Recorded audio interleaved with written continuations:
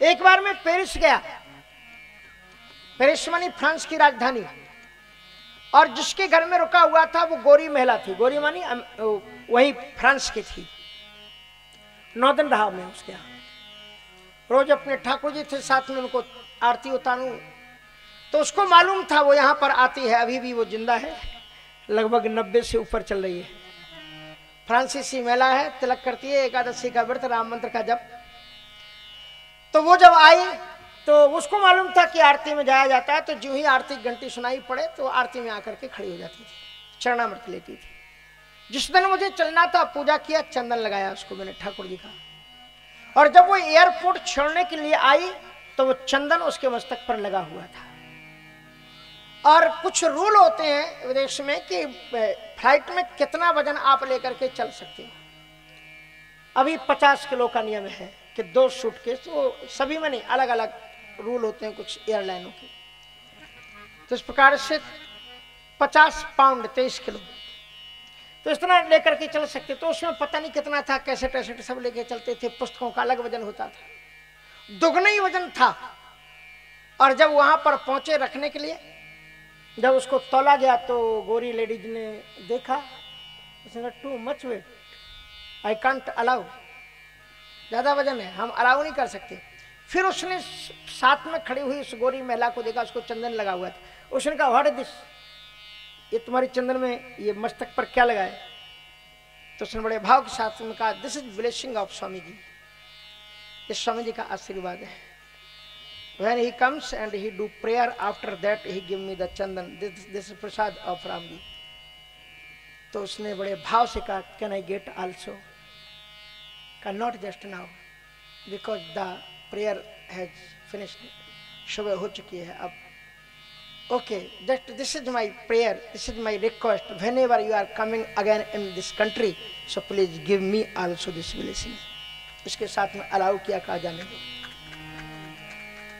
क्या गजब की बात होती। अमेरिका में तो एक छोटा सा स्टेशन, रेलवे एयरपोर्ट, तो वहां पर एक काली रंग की महिला थी, और जो बैग चेक वहां जाते हैं जो रखते हैं क्या चेकिंग में, तो उसने सब किया। और हमारे हाथ में एक तुलसी का एक वो था, उसमें लिखा हुआ था, उसने दिखाया कि मेरे पास में भी ऐसा। वैसे ही तो नहीं था, उसका कुछ बौद्ध स्तर का था।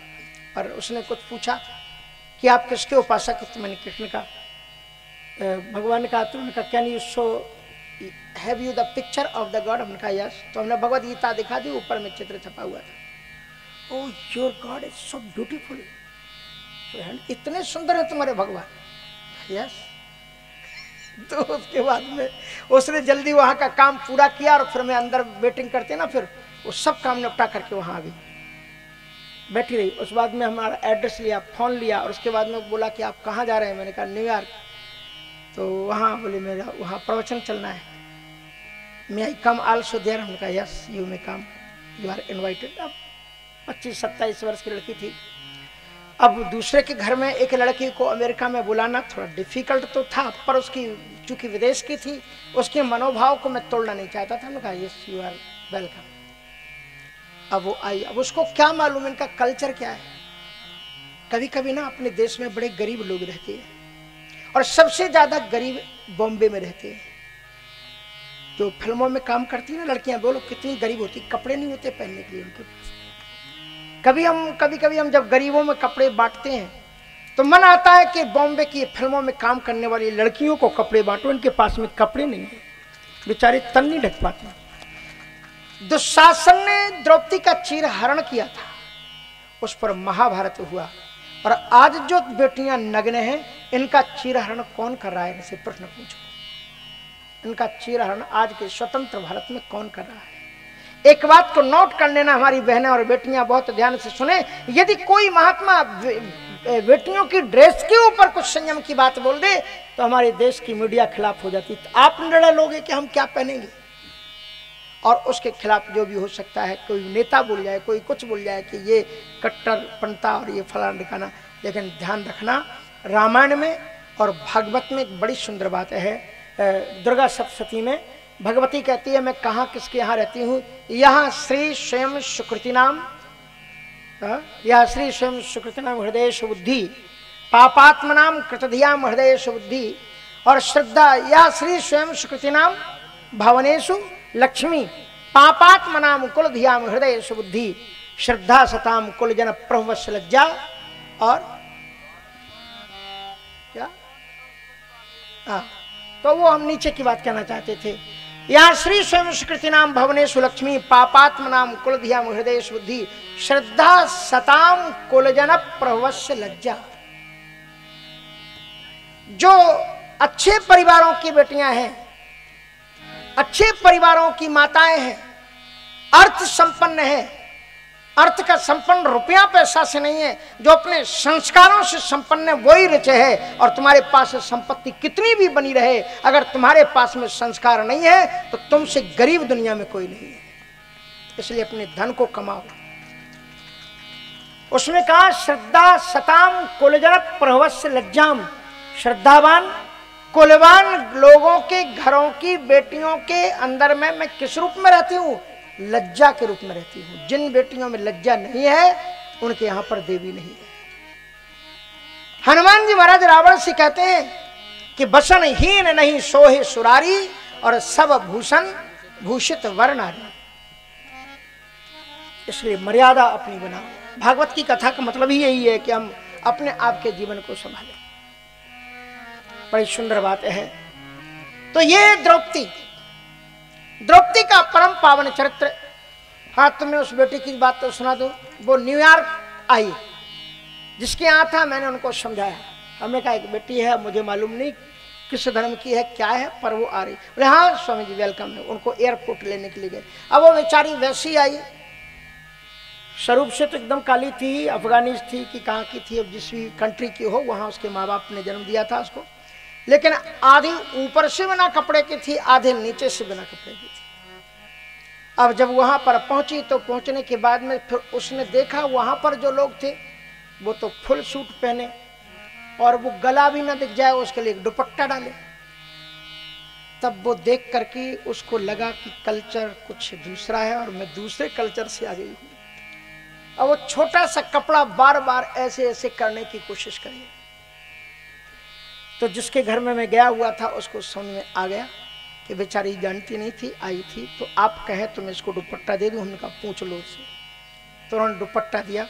उसने एक बार नहीं, कम से कम 10 बार थैंक यू कहा, थैंक यू। उसने देखा कि उन्होंने क्या किया कि उनके सामने ही मेरे चरण पखारे। तो उन्होंने कैसे चरण पखारे? एक परात रखी और हमारे पाँव उसमें सफेद कपड़ा बिछाया, पहले रंग घोल करके रखा, महावर था कि क्या था पता नहीं, उसमें पहले मेरे पाँव रखवाए, उसके बाद में जो सफेद कपड़ा था उसमें पाँव रखवाए, ताकि इस कपड़े को हम पूजन में रख सकें। ये चरण चिन्ह गुरु जी के बन गए। उसने भी फिर बाद में किया। बाद में वो मिलती रही, मेयांग उसका नाम था। अब मतलब मुझे लगता है कि 7-8 वर्ष पहले मैंने देखा कि फ़ोन नंबर अभी भी है, फ़ोन करके देखूं। संयोग से तब तक वो ट्रांसफ़र होकर के न्यूयॉर्क में ही आ चुकी थी, मिली। पर मैं आपको ये बता रहा हूं कि भगवद गीता में कहा गया है क्षिप्रम भवति धर्मात्मा। जिन्होंने धर्म में कदम नहीं रखे हैं उन्हें भी यदि सत्संग मिल जाता है तो क्षिप्रम मानी इमीडिएटली वो तत्काल वो डिवोटी बन जाते हैं। भगवान उनके ऊपर कृपा करते हैं। जीवन में संस्कार बहुत बड़ी चीज है। द्रौपदी के बाद में जब अश्वत्थामा को निकाल दिया गया, तो मैं आपको चोटी की बात बता रहा था। आजकल नई नई कटिंग चली, आधे बाल बना देंगे लोग। तो बालों के अंदर में बिच्छू की कटिंग डिजाइन बनवा लेते हैं ऊपर में, पता नहीं क्या क्या बनवा, लेकिन चोटी नहीं रखेंगे। ये समस्या है। इसलिए इसके बाद में द्रौपदी के चरित्र के बाद में जब उसको अपमानित करके निकाल दिया गया, उसको बड़ा गुस्सा आया और उसने सोचा कि इनके 5 पुत्र तो मैंने मार ही दिए हैं, मैं कुछ ऐसा करूं कि इनके पांडव वंश शून्य हो जाए। इसलिए उत्तरा के गर्भ में जो बच्चा है, अभिमन्यु तो मारा गया, उत्तरा के गर्भ में जो बच्चा है उसे भी ब्रह्मास्त्र से मैं मार दूं। ब्रह्मास्त्र उसने छोड़ा। ब्रह्मास्त्र को अपनी ओर आते हुए लेकर के उत्तरा दौड़ी और भगवान के शरणागत गई। पाहि पाहि महायोगिन देव देव जगतपते, नान्यम तद भयम पश्ये यत्र मृत्यु परस्परम। इसलिए कि हे गोविंद मेरी रक्षा करो।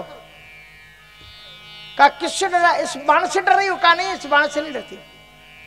कहा ममदाह तु महामनाथ मामे गर्वो विपोहिताम। ये बाण मुझे मारे तो 100 बार मार दे, पर मेरे गर्भ के अंदर में जो बालक है उसकी मौत ना हो। कहा तो जिस बच्चे का भी जन्म नहीं हुआ उसमें इतनी आसक्ति? कहा बिल्कुल नहीं। तो बोले फिर क्यों कामना कर रही हो कि मैं मर जाऊं तो मर जाऊं पर ये बच्चा ना मरे? कब मरने के पहले मैं अपने पति के साथ में सती होना चाहती थी, पर नारद जी ने मुझे रोका था कि तुम प्रेग्नेंट हो, गर्भवती हो, और तुम्हारे गर्भ में ऐसा वैसा बालक नहीं है।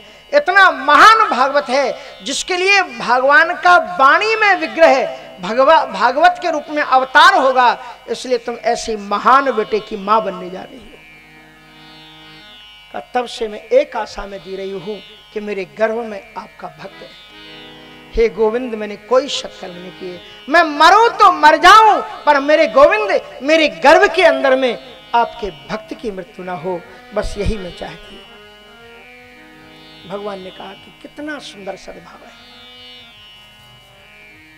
भगवान कहते हैं ऐसी पवित्र माताओं की गर्भ से ही मैं धरती पर अवतार लेता हूं, उनकी कोख से जन्म लेता हूं। केवल भारत माता के नारियों के पास में वो सामर्थ्य है कि वो भगवान को अपने गर्भ में ला सकती हैं। दुनिया की किसी भी कंट्री की स्त्री में ये ताकत नहीं है कि वो अपने गर्भ में भगवान को धारण कर सके। यही विधि गर्भ सहित हरि आए, कौशल्या के सामर्थ्य, अनुसुईया के सामर्थ्य, यशोदा के सामर्थ्य। भगवान ने कहा यदि मुझे मौका मिलता तो मैं इसको अपनी मां बनाता और इसकी कोख में इसका बेटा बनकर के जन्म लेता। पर भगवान ने सोचा कि पता नहीं अगला अवतार मेरा कब होगा। वे अपने लोभ का संवरण नहीं कर पाए, लोभ का कंट्रोल नहीं कर पाए, और उन्होंने सोचा मैं इसको इसी जन्म में मां बनाऊंगा।